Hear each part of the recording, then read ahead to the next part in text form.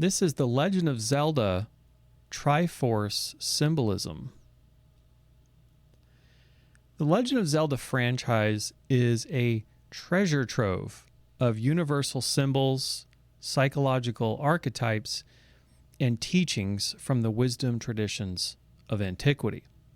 Whether this is intentional, unconscious, or probably a mix of the two, the way in which the symbols, themes, and archetypes that are found in the Legend of Zelda games are nothing less than the highest form of both artistic and esoteric expression.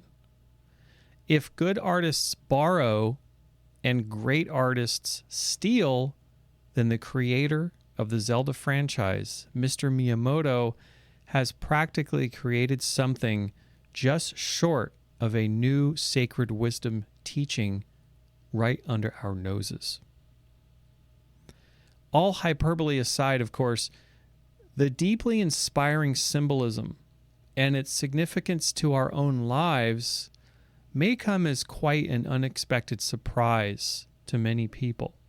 Now, of course, this series, the Legend of Zelda series, has touched all of us as fans deeply, but maybe we weren't able to put our finger on exactly why or express in words what some of these elements are.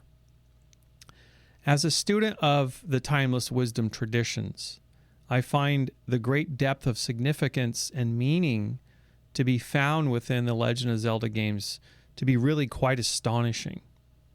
As a child, I was a big fan of these games as they always felt so special to me, and they still do to this day.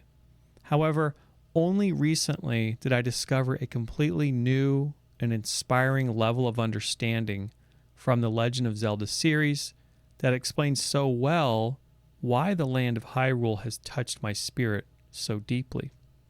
And as children, we can enjoy something on one level, and then if it holds up, if it has a real message that we can grow with, right? If it has some deep wisdom, we can come back to that. Whether it's a game or a movie, we can come back to that and see it with a completely new set of eyes, being a different person, right, as we get older. So I hope that the important messages that are found within the Legend of Zelda games are as practically useful and meaningful for you from this series as they have been for me. In this video, we will take a high-level view of the hidden themes and messages to be found within the symbols and character archetypes of this franchise, and what they have to say, of course, about our own lives. We're especially going to look at, in great detail, the symbolism associated with the Triforce, of course. Instead of looking at just one game in the Legend of Zelda universe, the audience should treat this video as an introduction to kind of an ancient form of psychology that's expressed through all of these games, and it's found in the land of Hyrule. This demonstrates a very deep understanding of the human psyche, particularly that of the masculine heart and mind. In addition, a few basic esoteric teachings, as well as some of the oldest and most common religious themes of human history, can also be found in the Legend of Zelda games. Also, if you want to support my work and get access to the entire series, which is a total of 10 parts, please visit my member site at ReInstallPaul.com, and you can watch the entire series from that site. I also have several other video series available in addition to this one. According to the Hylian myth, or creation story, because that's what a myth is just a creation story, the three golden goddesses created the world of Hyrule, along with the spirit of law from which its inhabitants were expected to obey. After the world was created, the golden goddesses ascended back into the heavens, leaving behind an essential symbol of their divine power in the form of the Triforce. As a side note, the creator of the game, Shigeru Miyamoto, is said to have taken the name Zelda from the wife of American fiction writer F. Scott Fitzgerald. Fitzgerald referred to Zelda as the Golden Girl, which presumably may explain the inspiration for the namesake of the Golden Goddesses in the Legend of Zelda games. The Triforce we all recognize from the Legend of Zelda actually comes from the Hojo clan of the 13th and 14th centuries. The Hojo clan were regents of the Kamakura shogunate, which effectively ruled the island of Japan during that time. The Hojo clan was known to foster Zen Buddhism and is, of course, its emblem can be found all over Japan to this day. So here's some images of the Triforce, which is from the Hojo clan in Japan. While it really isn't a surprise that Miyamoto would draw inspiration from the rich cultural heritage of Japan to create the Legend of Zelda, the archetype of the Triforce, or equilateral triangle, or collection of three triangles, is found throughout the world's wisdom traditions and has quite a lot to say about the human psyche. As an object or symbol of contemplation and meditation, the Triforce doesn't really get any more mystical and esoteric than, I can't think of any other symbol that's as esoteric as the equilateral triangle. And later on, we're going to take a deep dive into the psychological significance of the Triforce and how it relates to human development. And before we do that, we must first take a closer look at the origins of the Golden Goddesses. The Hylian royal crest adds more clues and symbolic embellishments to the Triforce and its position as a sacred object of enlightenment.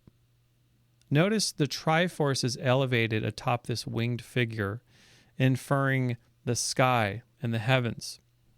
The rays of the sun are seen emanating from the Triforce, while it also represents the form of a winged creature, such as the Japanese phoenix bird, for example, complete with the inference and symbolism that comes with that bird of death and rebirth. This royal crest is meant to demonstrate the unity of heaven and earth and the divine light of God essence found in the hearts of all Hylians. This royal crest resembles both the Zoroastrian winged Fravashi symbol as well as the flag of the Persian king, a Zoroastrian Cyrus the Great. Not only does the flag of Cyrus the Great in the upper right-hand corner bear a curious resemblance to the royal Hylian crest, but the Triforce, or the emphasis on a triad of virtues, is of the highest significance for each of these figures depicted here. The Zoroastrian Fravashi at the bottom is the most ancient symbol and appears to be the inspiration for the other two. The universal Mazdan teaching of the Zoroastrian religion, their mantra is good thoughts, good words, good deeds. This triforce of ideas, or set of three virtues, is symbolized in the three rows of feathers in the wings and the tail of the Fravashi.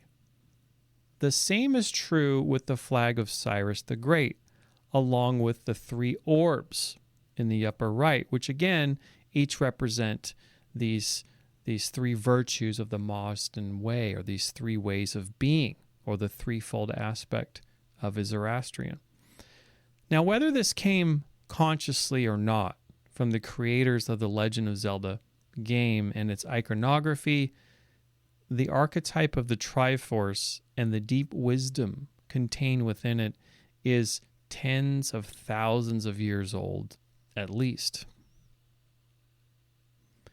Just as a god or goddess may represent a single virtue or a specific power, sacred objects related to deities in some way often hold the same significance. These three objects are known as the three sacred treasures of Japan. They're also known as the imperial regalia. No actual photos are known to exist of these items, nor have their exact locations been confirmed. The same can be said of the three golden goddesses, which appear in the Legend of Zelda games only in effigy. In Japanese myth, the sword, the mirror, and the jewel were brought to earth by the deity Ninigi no Mikoto, who was the grandson of the sun goddess Amaterasu, who later was known as the Emperor Jimmu, which was Japan's first monarch. The emperor was sent to Earth to restore order to a chaotic Japan. These relics that we see establish the emperor as the rightful heir to the throne. A similar sentiment, known as the divine right of kings in the West, is found throughout the world's royal families. These objects represent the three main virtues, which are courage, wisdom, and benevolence, represented by the sword, the mirror, and the jewel, respectively. The golden goddesses and the Triforce in the Legend of Zelda are modeled after what these sacred treasures represent. The statues of the golden goddesses we are going to look at are renders from the Legend of Zelda, the Wind Waker. Each of these goddesses represents an elemental force of creation as well as a virtue that humans would typically want to aspire to. The gods and goddesses of the real world reflect our very own nature, as they are very much our creation in the sense that they possess certain attributes and traits which we find in noble humans. Conversely, we are the creation of these gods and goddesses in the sense that they symbolize the source of divine essence of creation, which every one of us possesses and is comprised of in our fundamental nature. Each of these three golden goddesses has a correlation to an actual goddess in Hinduism, Japanese Buddhism, and even Japanese Shintoism. Shinto is the indigenous spiritual practice of Japan. The reason I am using Hinduism in this comparison is because it is, as far as we can trace back, the source for many of the world's religions and spiritual practices that exist today. The reason I'm using Buddhism in this comparison is because it served as a bridge between Hinduism and the rest of the world. And it's definitely a bridge between Hinduism and Shinto as well, although Shinto has completely its own pantheon in a sense, but it also has borrowed from Hinduism and Buddhism. But essentially, it must be understood that Buddhism is really, it's just a form of Hinduism. It's just exported from India, and it's freed of all of the cultural context from the Indian subcontinent. The Hindu pantheon largely set the archetypes for the world's divine figures, including the deities of Japan. This influence filtered down directly into the Legend of Zelda story. Even more interesting, the golden goddesses are strikingly similar to an ancient triad of Hindu goddesses which came before, as we are about to take a closer look at. Nehru, the goddess of wisdom who created magic and the laws of the universe. Nehru, her twin sister, her Hindu sister, is the goddess Saraswati. And Saraswati in Japan was imported as the Buddhist goddess Benzaiten or Benten. The goddess Benten also has a Shinto aspect, in fact. Benten, the Buddhist version of Saraswati, made her way to Japan primarily through Chinese translations of the Sutra of Golden Light. So here we are with another reference to gold. A sutra named as such may very well be a coincidence to the golden goddess's namesake. However, if one looks closely at deity figures and the human archetypes which are present within them, it is no mystery as to how these connections can be made. Faror is the goddess of courage. Faror's Hindu sister goddess is Lakshmi. Lakshmi in Japan was imported as Kisoten. The great Deku tree describes Faror as, with her rich soul, produced all life forms who would uphold the law. And this is Din, the goddess of power. It is said by the great Deku tree, with her strong, flaming arms, she cultivated the land and created the red earth. Din is born of the divine archetype of what is known in Hinduism as the Shakti energy, which permeates the universe. Shakti is the essence of the divine feminine creative power in Hinduism. Her Hindu sister goddess is Parvati. Parvati was imported into Japan as the goddess Daikokunyo.